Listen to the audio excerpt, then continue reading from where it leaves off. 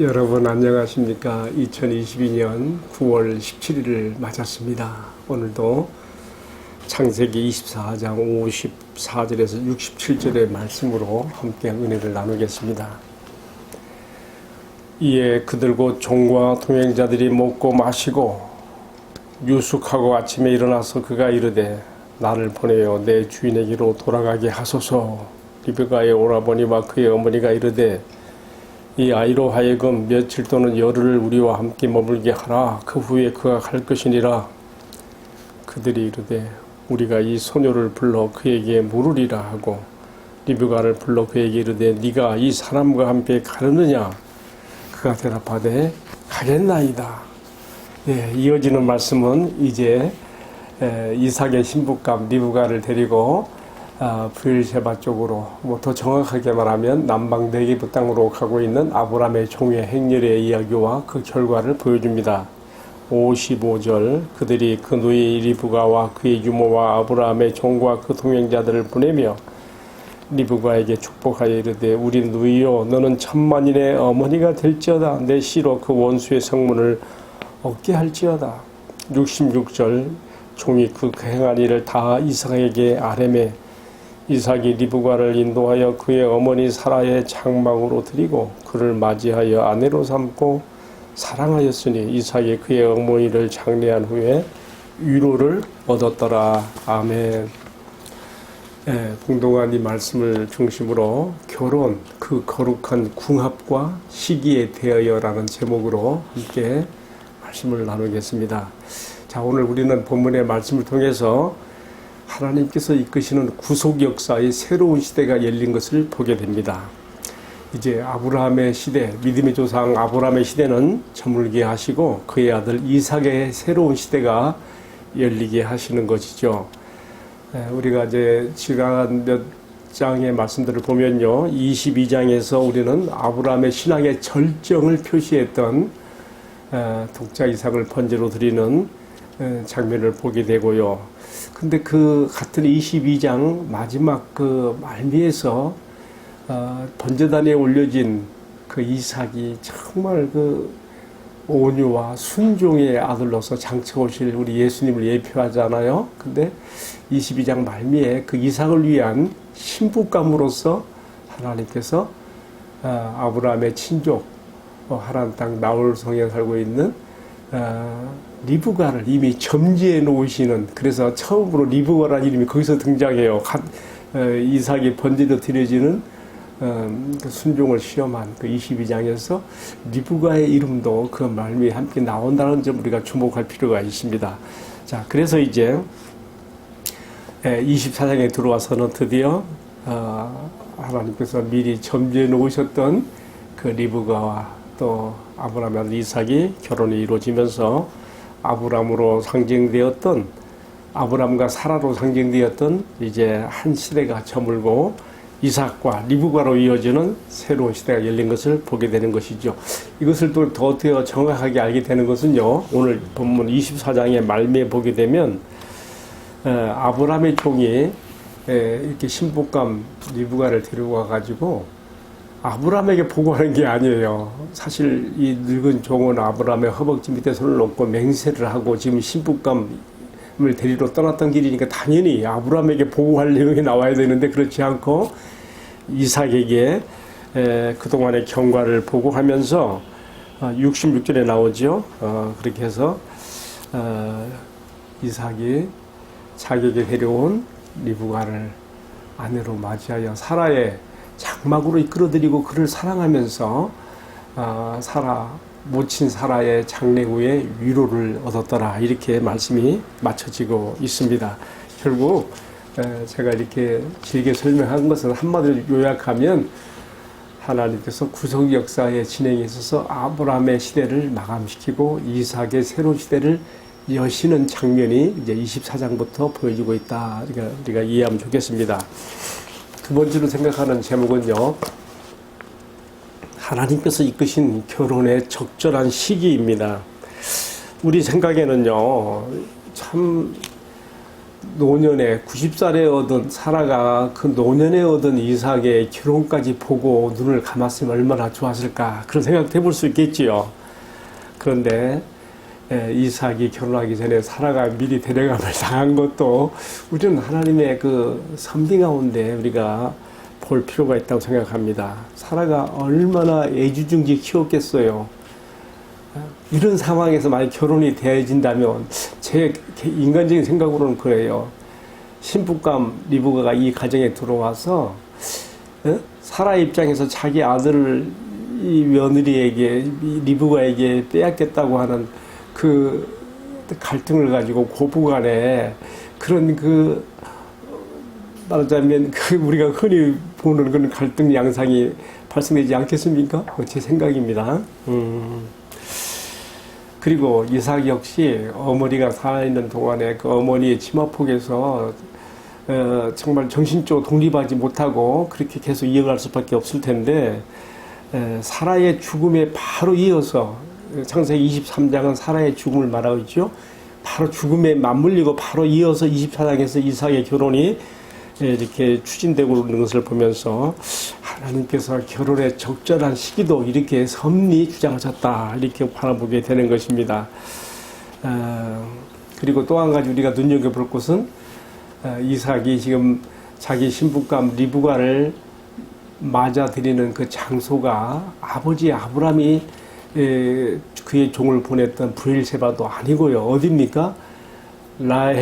부엘 라헤로이라고 하갈이 이전에 여호와를 만났던 여호와의 사자를 만났던 바로 그 부엘 라헤로이에서 조금 더 밑으로 내려간 네게부 남쪽 땅 네게부에서 만나서 거기에서부터 신혼 살림을 시작하는 걸 보게 되면 어머니 사라의 죽음 이후에 이삭이 정신적으로나 모든 면에서 독립하게 되어지고 이제 새로운 가정을 이루며 새로운 시대를 열고 있다는 것을 우리가 여기서 보게 되는 것이죠. 이때 이삭의 나이가 40살이에요. 25장 20절에 나와 있습니다.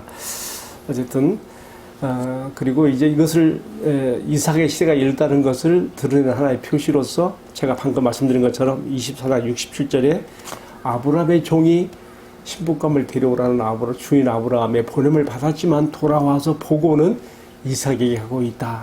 그리고 이삭이 그 아내가 되는 리브가를 맞아들여서 사라의 장막에 들여 합방하게 되면서 이제 사랑함으로 어머니 상사 후에 위를 얻었다 하는 말씀, 오늘 말씀이 맞춰지고 있습니다. 제가 지금 결혼의 적절한 시기조차도 하나님께서 이렇게 섭리하셨다는 점으로 이 말씀을 드렸습니다. 세 번째 생각해 보게 되는 것은요, 하나님께서 이끄신 결혼의 거룩한 궁합입니다. 오늘 우리가 읽은 말씀에서요, 리브가의 그 성격이 아주 단적으로 드러나고 있어요. 아브라함의 종이 지금 보냄을 받은 그런 그 결혼 선택의 모든 임무를 수행하고 나서 이제 다음날 아침에 일어나서 바로 떠나려고 그래요. 그러니까 리브가의 오라버니 라반과 그의 어머니가 안 된다고, 적어도 10일 그렇지 않으면 며칠이라도 우리와 함께 있다가 보내야 되지 않겠냐고 이렇게 막 서로 갈등 양상이 벌어져요.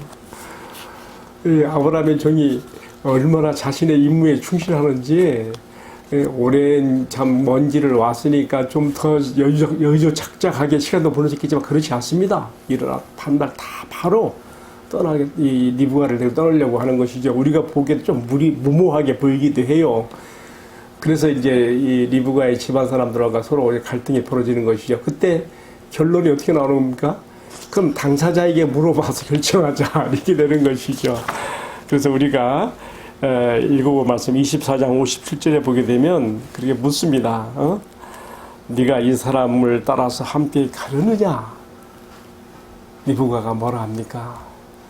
내가 즉시 가겠나이다. 더 지체할 것도 없어요. 참 저는 이러한 리브가의 결정과 결단에 대한 즉각적인 시행의 모습을 보면서 뭘 떠올리게 되는가 하면요, 바로 아브라함이요, 바로 이 땅, 지금 리브가의 친정집이 있는 바로 하란, 바로 그 땅을 떠날 때 하나님 내 아비집을 떠나라 했을 때에 갈 바를 알지 못했지만 하나님의 부르심을 바라보고 나갔던 것처럼 지금 리브가 역시도 지금 한 번도 만나보지 못한 신랑 이삭이지만은 이 아브라함의 종이 한 모든 말을 듣고 또 그가 지참해온 그 모든 그 보물들을 보면서 신뢰성을 가지고 나가는 것처럼 나가는 모습에서 우리는 리브가의 어떤 과감한 결단성과 적극적인 성품을 보게 되는 것이죠. 제가 지금 왜 이런 말씀을 드리고 있는가 하면요. 이삭이라고 하는 사람은요. 성경에서 보게 되면 그 한평생에 살아가는 모습이 조용한 사람이에요. 그는 성품이 안전하고 온유하며 조용한 사람인데 반해서 지금 아브라함의 종의 그 요청에 의해서 즉각적으로 친정집을 떠나서 아브라함의 종과 함께 신랑과 이삭이 기다리는 곳으로 가겠다고 나서는 리브가의 모습에서 우리가 하나님께서 그의 큰 할아버지죠. 아브라함과 이 리브가의 믿음을 동일선상에 놓고 인정하시는 모습을 우리가 보게 되는 것입니다. 자, 그래서 이 두 사람이 서로 만나게 되었으니 조용하고 안전한 이삭과 적극적인 그러한 그 성품의 그 리브가가 함께 만났으니 찰떡궁합 아닙니까? 저 이런 거 보고서 하나님께서 이끄신 거룩한 궁합이라고 할 수 있는 것이죠. 저는 이런 걸 보면서 참 하나님께서 이끄신 참 이 결혼의 거룩한 궁합이 이렇게 이삭과 리브가에게 적절하게 맞아떨어졌다. 보통 사람들은 이런 거 보고 뭐라 그래요? 찰떡궁합이라 그러죠. 그런 모습을 우리가 오늘 본문에서 볼 수가 있습니다. 제가 지금 오늘의 말씀을 정리하면서 크게 세 가지로 말했습니다. 하나님께서 이끄신 구속 역사의 새로운 시대, 아브라함의 시대는 저물고 이삭의 시대가 펼쳐졌다는 것. 두 번째로는요, 하나님께서 이끄신 결혼의 적절한 시기, 사라가 죽은 것과 맞물리면서 결혼이 되었다는 점에 입각해서 말씀드렸고, 세 번째는요, 하나님께서 이끄신 거룩한 궁합, 이삭의 조용하고 안온한 성품에 비해서 적극적인, 진취적인 그러한 리브가의 성품이 서로 합일되어서 하나님 앞에 아름다운 부부로서 가정을 이루어가는 모습을 우리가 함께 보게 되는 것이죠. 자, 오늘 이제 이 모든 말씀을 제가 정리하고 조정하면서 크게 두 가지 생각했습니다. 하나는 보지 못하면서도 믿고 따라 나서는 우리의 신앙의 여정이 마치 리브가가 지금 보지 못하고 떠나는 여정과 같다고 하는 것에 제가 비교해서 적용을 합니다. 그렇습니다. 오늘날 같으면 교통, 통신이 발달해서 상대방을 전화상으로나 화상전화로나 같이 좀 만나보지 못해도 여러 가지 방법을 알아볼 수 있겠지만은 그 당시는요, 그러지 못합니다. 한 번도 보지 못한 신랑감이.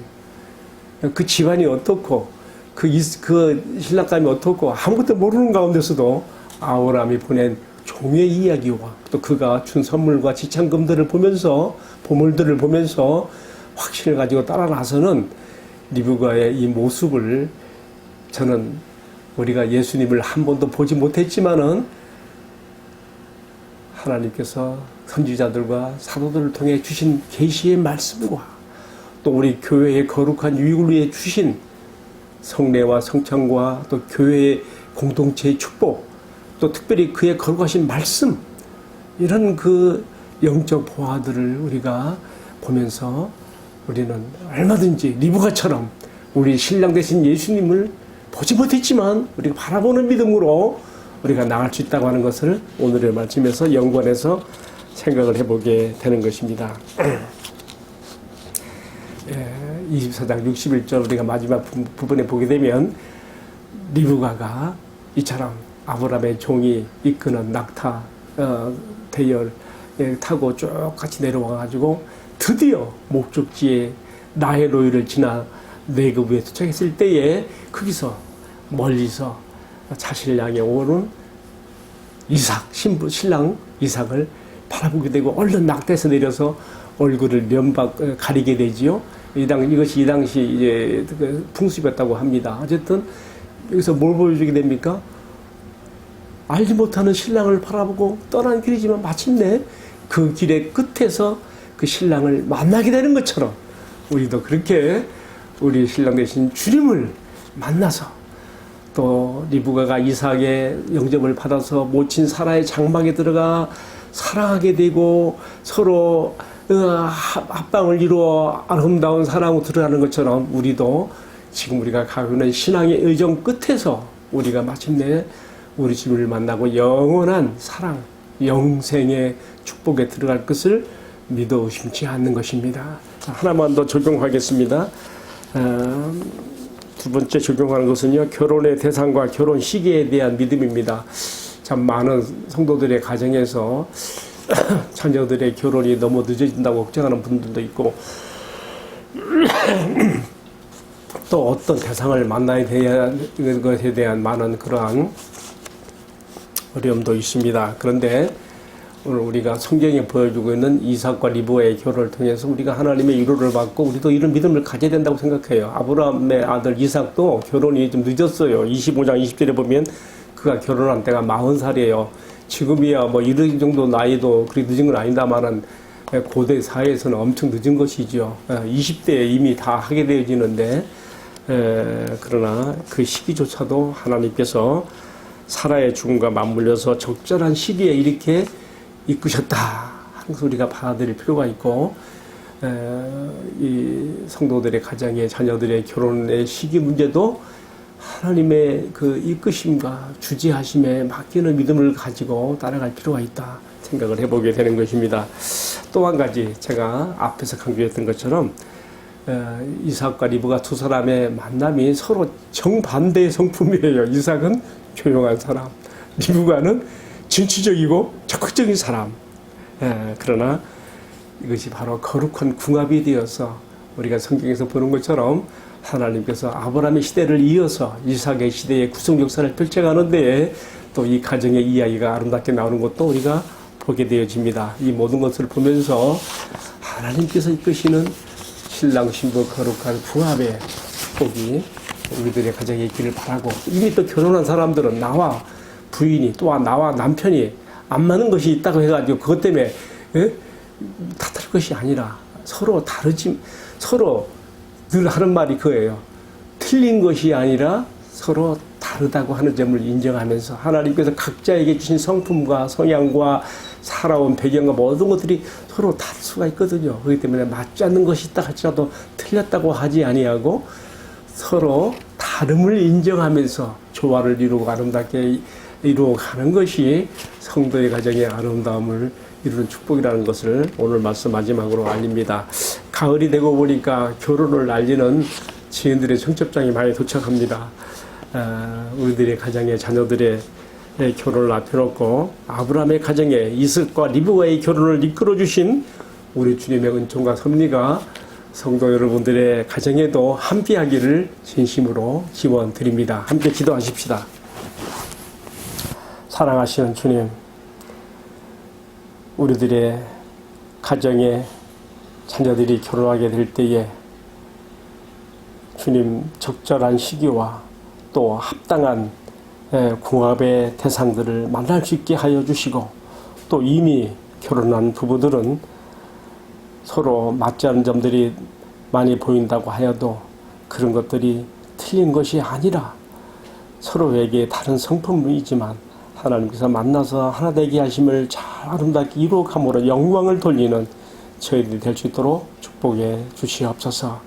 우리들의 결혼을 축복하시고 가정을 이루게 하시며 아브라함의 가정처럼 또 이삭과 리브가의 가정처럼 우리 가정을 이끌어 주시는 주님을 바라보고 감사하면서 주 예수님 이름 받들어 기도 올리옵나이다. 아멘.